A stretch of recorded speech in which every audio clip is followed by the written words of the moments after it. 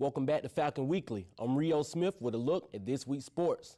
The Washington Wizards defeated the Philadelphia 76ers on Friday, but the real story is the jersey retirement of one of the game's greatest players in the history of the 76ers franchise. Allen Iverson's number 3 was hung into the rafters in front of a sold-out crowd at the Wells Fargo Center Arena. Here we are talking about retirement, not a game, retirement. The 11-time All-Star guard known as AI played his first 10 years in Philadelphia before making stops in Denver, Detroit, and Memphis. He finished his soon-to-be Hall of Fame career back when it all started, in Philly. He last played in the NBA in 2010 and officially retired from professional basketball last October. Staying on the hardwood but in the collegiate ranks, while the Florida Gators may be ranked number 1 in the AP polls, it is no shock that Wichita State is commanding the headlines. The number 2 ranked Shockers are the first team since St. Joseph's to go into the postseason undefeated after beating Missouri State Saturday. Led by Cleanthony Early's 19 points, the Shockers roared into an 18-6 lead and led by double digits the rest of the way. Due to their conference, going 31-0 may not be enough to get them to a number 1 seed in the upcoming NCAA tournament, however. Experts believe that Wichita State must also win the Missouri Valley Conference tournament first in order to get one of those number 1 seeds. While our very own men's basketball team is headed to the Peach Belt tournament, other teams are making noise as well. For all your sporting news around the university, be sure to check out Falcon Fever every Thursday night. Straight ahead on Falcon Weekly. The search continues. Still no sign of a missing Malaysian plane. Hear from the passengers' family members who say they want answers. And breaking his silence, the father of the Sandy Hook massacre shooter opens up about his troubled son. Hear how the shooter still hunts him today. And a gruesome discovery. See how one elderly Alabama woman was living with her dead husband's body for a month. Falcon Weekly starts now. Hello and welcome to Falcon Weekly. I'm Chloe Allen. And I'm Rio Smith. Thanks so much for joining us. Now to an update on the crisis in Ukraine. The Crimean Parliament is set to have a public vote on March 16th on plans to secede from Ukraine and join Russia. Today, supporters of the plan rallied in the streets, many of them waving Russian flags. Meanwhile, many world leaders are against the referendum, calling it a violation of Ukraine's constitution. In a recent interview with CNN, Arizona Senator John McCain says it does not represent a fair democratic process. Not be valid. So I promise you Vladimir Putin will not be thrown out of Crimea because of a vote. Putin said Russia is within its rights to protect Russians who live in the former Soviet Republic.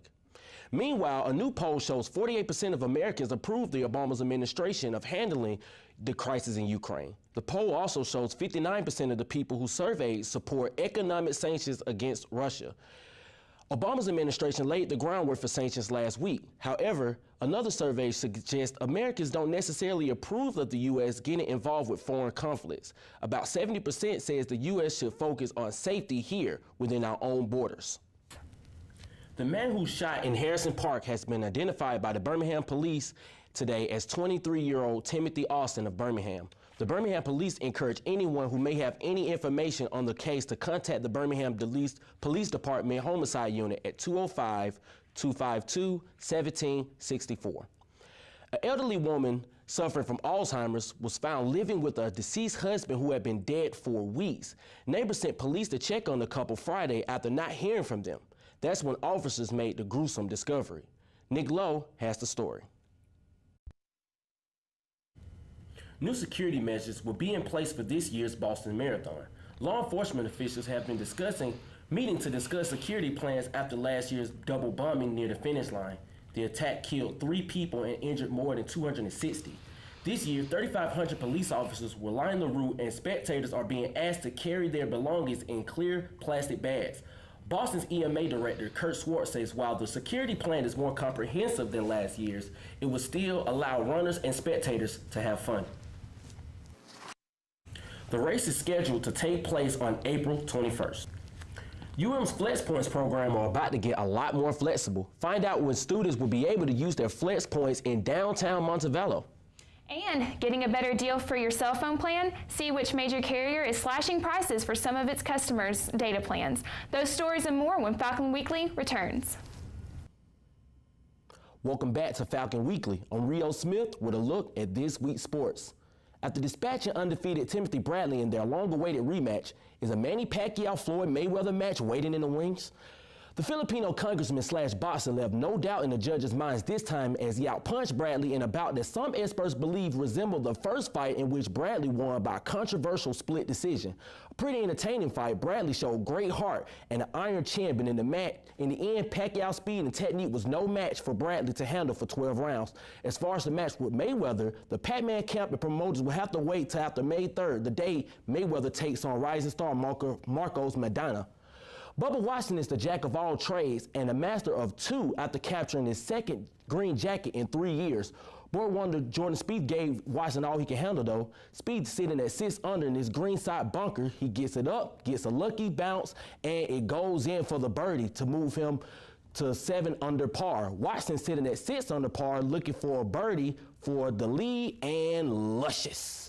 They always say the Masters is won on the front 9 holes, and Watson was solid all tournament long. Bubba Watson at 8 under taps in the par putt for the win. The Florida native Watson has never won another major outside the Masters. While 15 NBA teams are simply playing for playoff positioning, the Memphis Grizzlies and Phoenix Suns are playing for their playoff lives. Both teams are shooting for that coveted 8th seed for the chance to play the San Antonio Spurs, the top seed of the ultra-competitive Western Conference. The clinching scenarios are simple. For the last 2 games in the regular season, one Memphis win puts them in via tiebreaker over Phoenix. The upstart Suns need some help. They have to win out and hope that the Memphis Grizzlies lose out in order to secure that last seed. Both teams wish they was in the East. The teams face off against each other tonight. Olympic medalist Michael Phelps is diving back into the pool. The swimmer is coming out of retirement to compete for the first time since the 2012 Olympic Games. He'll compete in the Arena Grand Prix in Mesa, Arizona. The competition will feature fellow gold medalists Ryan Lochte and Katie Ledecky. Phelps is the most decorated Olympian of all time with a total of 22 medals. For campus news, sports highlights, and all of that other good stuff, be sure to check out Falcon Fever every Thursday. That's it for me. Happy Monday, everyone.